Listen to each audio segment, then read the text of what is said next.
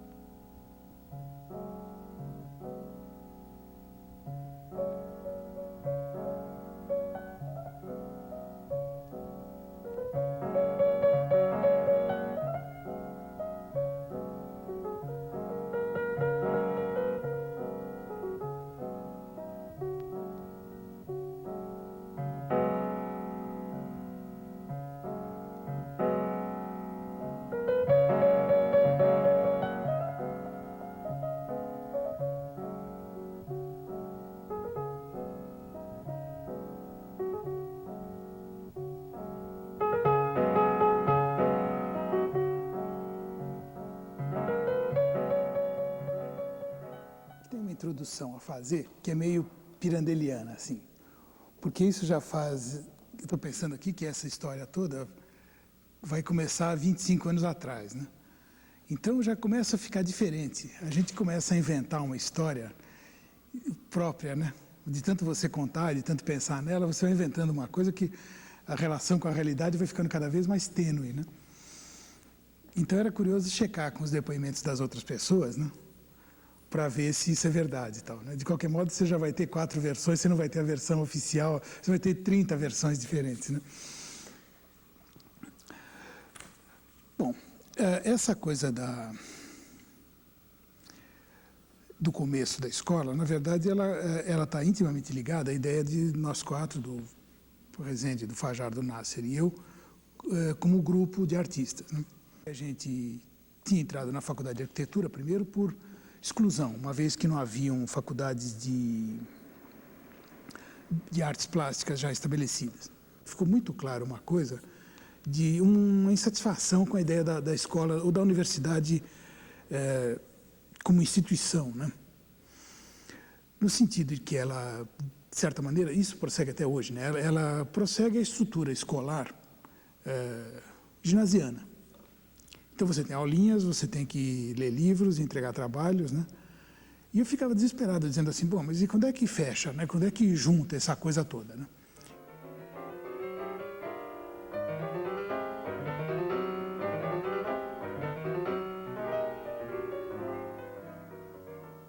Onde o professor olhava o meu desenho e desenhava o desenho dele em cima do meu, né? Mostrando que estava tudo errado, né? Então eu ficava desesperado, falava, não é isso, tal, né? Quando eu descobri a Escola Brasil foi incrível, porque então era o jogo de fazer sentir, fazer pensar sozinha, coisa que eu nunca tinha feito, né? Eu sentir sozinha, eu pensar sozinha, sem me darem as respostas prontas, né? Então o cara segurava na minha mão, assim, segura o lápis direito, né? Aquela coisa. Daí o cara ia lá e corrigia, o cara corrigia meu desenho e tal. Porque você tem um olhar condicionado, eu acho que a ideia era essa mesmo, de quebrar com a muralha que você tem, né? Da escola, de tudo que você traz, acho que a ideia era quebrar, e quebrava. E a ideia da escola aparece naturalmente, de você Não era a ideia de uma escola para você ensinar, mas era um lugar que você podia acabar de aprender, no fundo, né? Você tinha a escola centrada não nas disciplinas, mas nos artistas. Cada artista ele faz a experiência que ele quiser, ele não está limitado, por exemplo, à teoria da cor, ou à perspectiva, ou a isso ou aquilo, né?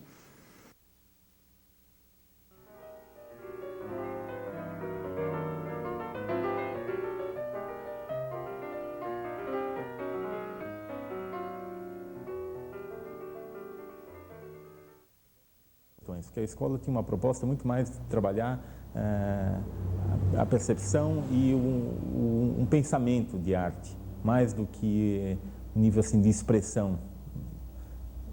Nisso eu acho que ela tinha alguma coisa, na época, de transgressão, a escola. Quer dizer, ela fazia você mais pensar sobre arte do que trabalhar uma ideia já pronta, institucionalizada como arte, né? Claro que a gente tinha essa ideia, que era uma ideia básica da escola, né, de que a arte é muitas coisas. Ela não é uma coisa regrada, mas ela é uma espécie de... Isso é uma consequência de todos esses anos 60, né? De que a arte é o que você define como sendo arte. Você troca uma coisa pela outra. Então, se eu tenho a liberdade de definir arte nos meus termos, eu ganho uma liberdade absurda, né? Eu posso fazer o que eu quiser. Por exemplo, dançar com os dedos em frente no espelhinho, né? Agora, mas eu perco uma coisa social, né? Porque eu não tenho... o público, vamos dizer, as pessoas que veem aquilo, não têm processos de avaliar o que ele está vendo.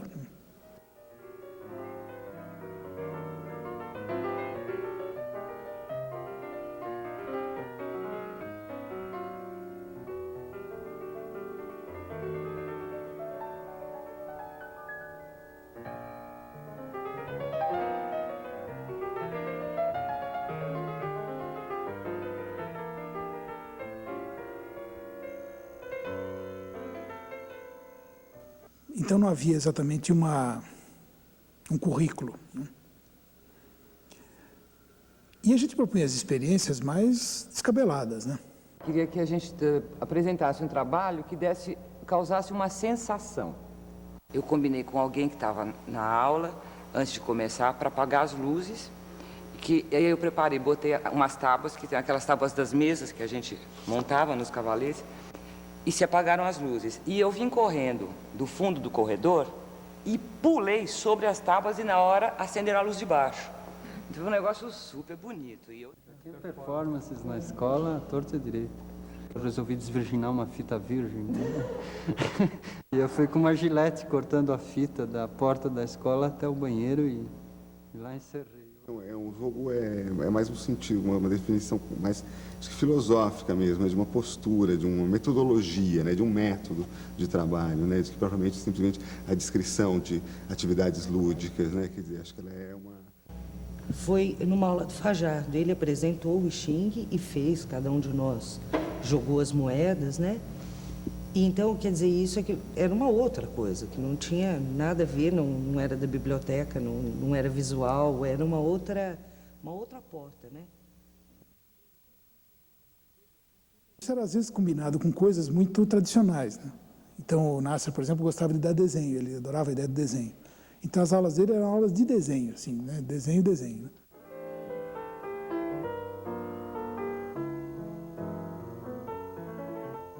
Discutíamos muito sobre a importância de saber ler o seu momento, a importância de saber valorizar o desafio de um espaço branco, de um papel e uma ponta de lápis. Lembra do desenho de movimento? Que tinha um modelo na nossa frente, você ia virando a página numa fração de segundos, né? Batia a palma e você desenhava, tinha um traço assim que era a expressão do ato mesmo. Das poses, né, de minuto, essa coisa do virar, pegar o que pegou, meter o olho, treino de visão, né, pá, tum. Nessa nova maneira de olhar o desenho, que foi a coisa que mais me impressionou, era desenhar o fundo e não o próprio objeto.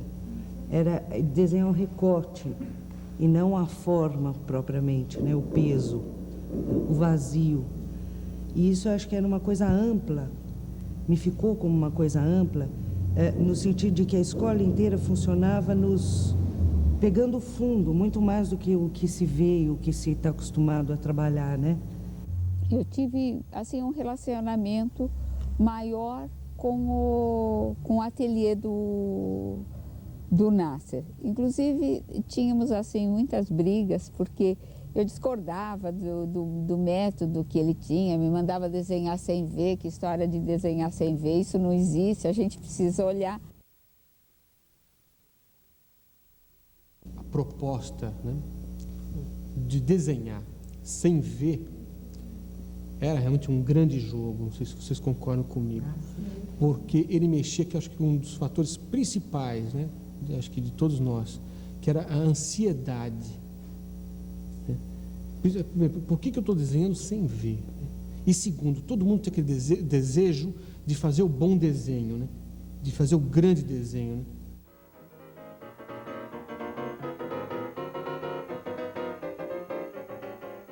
Tem uma coisa que fundamental aí, que é o falar sobre arte, entender o processo, o seu processo, o processo do outro, e entender também um processo cultural, né? Das manhãs em que nós elaborávamos desenhos com o Fajardo. Muitas vezes ele trazia propostas interessantes sobre plantas, modelos, enfim, para nos estimular.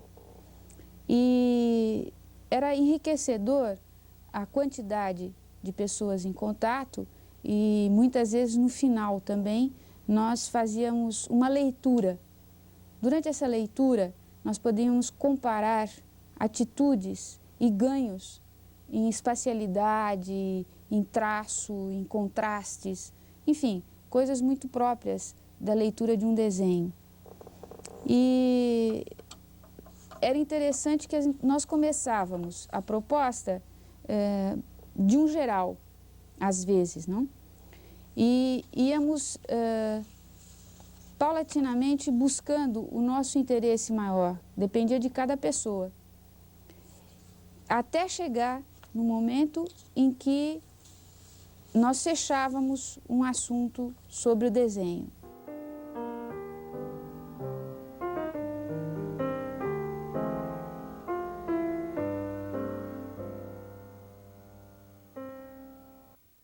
Agora, um dos trabalhos que foi mais gratificante para mim fazer com o Rezende foi essa escultura que está aqui, que eu parti de uma dobradura num papel. Esse é o papel original que foi feito no dia, e me recordo que na hora nós achamos que ia ser assim algo muito interessante. A forma se sobressaía e já dava para perceber os planos que iam acontecer e os cortes e os vazamentos. Então ele ficou muito interessado em me instigar a procurar um material que fosse bem apropriado para que a resposta fosse próxima do meu desejo.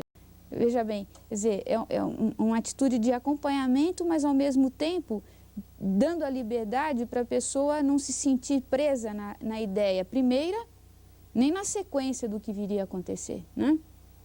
Então, aí eu fui buscando material e fiz coisas erradas, porque eu parti para o alumínio se partia todo, a densidade dele, a dureza, etc. e tal. Aí passei para o latão, a resposta foi péssima, embabadou a peça, ficou feia.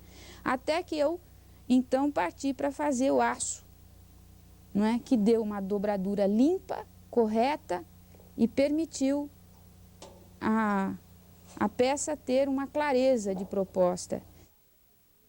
Eu encontrei 4 ateliês integrados num só, que me deram toda a parte de desenho que eu estava realmente necessitando, como também noções de espaço, de composição, de pintura em si. Cada um dos professores, era o Fajardo, o Nasser, o Baravelli e o Rezende, cada um deles vamos dizer, mais especializado numa dessas partes, mas a escola formava um todo. Então o relacionamento era realmente que eram 4 artistas, 4 sócios, mas a visão de cada um era muito particular. E essa mistura era muito instigante também.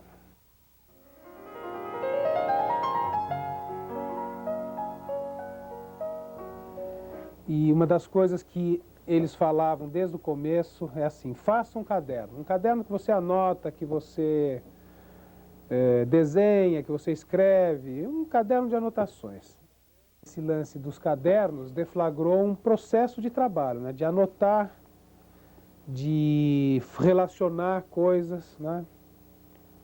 E isso é um processo que me acompanha até hoje. Anotar, guardar, separar, colar, relacionar. Esse é um processo fundamental que eu acho que foi aprendido na Escola Brasil.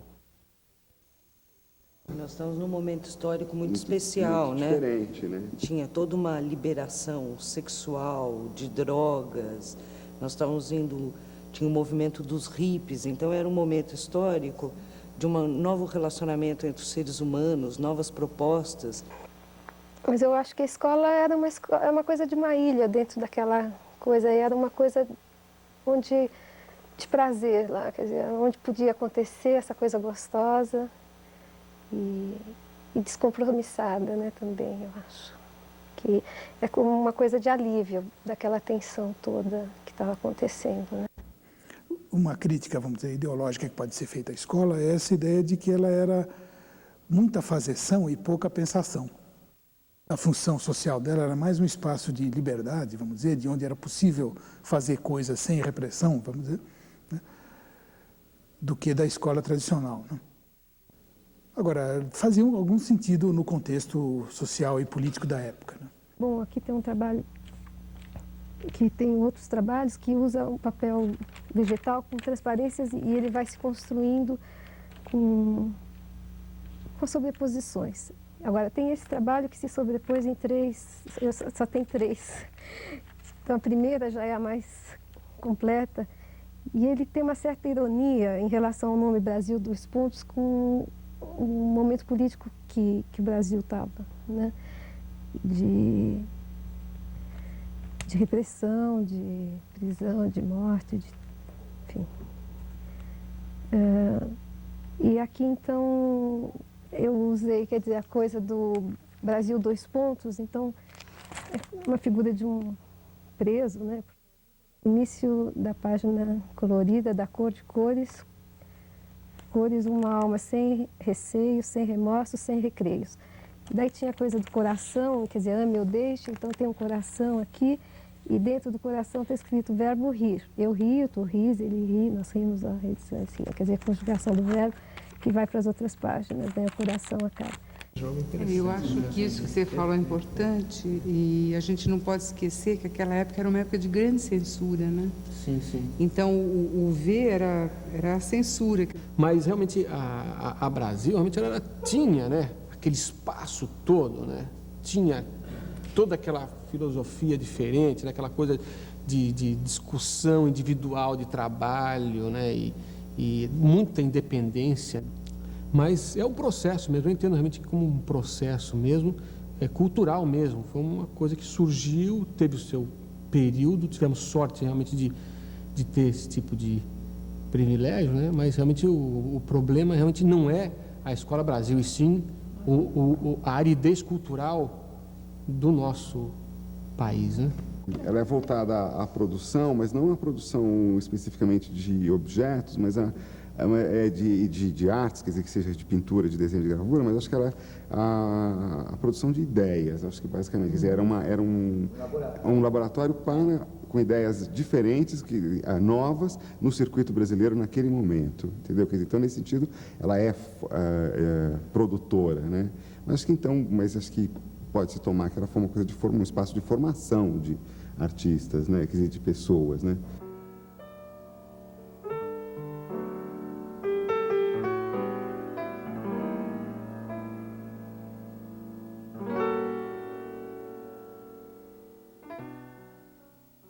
Surgiu uma surgiu talvez a crise da coisa, né?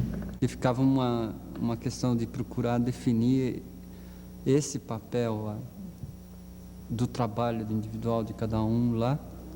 E isso aqui, a meu ver, afora a falta de vontade e o prejuízo que a escola causava nos professores.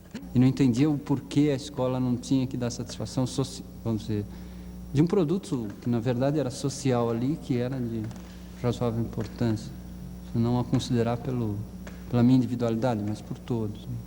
E tem uma pressão para isso se tornar uma escola de fazer exposições, de profissionalizar, e isso é o fim dela também, né? Que ela começa a virar um canal, um tubo, né? Você entra aqui, sai lá e daí para frente, né? A ideia da gente era realmente fazer as pessoas terem uma noção. E depois, essa profissionalização poderia acontecer ou não. Não era uma intenção inicial da escola. Tanto que muita gente que passou pela escola depois se tornou profissionais de outras áreas. Muitos arquitetos passaram por lá, que são arquitetos hoje, enfim. Duas galerias importantes, a Regina Boni e a Luiz Strina, foram alunos da escola, né? E uma opção de gente do tipo, assim, jornalistas e, sabe, teóricos, cineastas, o diabo, né? Publicitários, né? Cada um tomou um caminho, tem o seu trabalho, tem as suas atividades, teve muito mais alunos do que tem aqui, né? Quer dizer, e acho que de repente essa escola acabou no momento que ela tinha que acabar mesmo. Mas chegou um momento em que eu acho que tudo que eles tinham para passar para a gente já tinha sido passado, quer dizer, eles estavam, né, no portal de passar, deixar de ser professores e se tornarem só artistas. Ela nunca foi pensada exatamente como uma empresa, né? Uma coisa que fosse durar indefinidamente e anonimamente. Ela durou o tempo do nosso interesse nela. O que é curioso hoje, 15 anos depois, é como os trabalhos, como nós quatro nos tornamos 4 artistas completamente diferentes, né? Os 4 artistas da escola, 3 continuaram como artistas. O Nasser é um editor de livros de arte, né? Não sei se todo mundo lembra disso, do jornalzinho. Chamava 2 pontos, né? Acho que não foi para frente é porque não tinha contribuição. O jornalzinho teve um número que nós escrevemos, depois não mais. Né? E fui trazendo no plano, né, o contraste das formas. Que me lembrava o que seria, não sei, Platão dando aula. Eu era interessado em Duchamp, lá Mas assim, o Fajardo começou a falar do Bonnard, não sei como. Isso permitia um fluxo de que a coisa não era feita para ser resolvida lá, mas sim era para você colocar alguma solução sua de alguma coisa sua. Quando você pensa numa coisa, você já está construindo. Isso com Baravelli, construção de molduras de ferro com solda. Essas referências eram mais amplas do que só referências de arte, digamos assim. A minha experiência é que era muito legal por isso, entendeu? Porque era muito diferente do que estava acontecendo na universidade, por exemplo, né?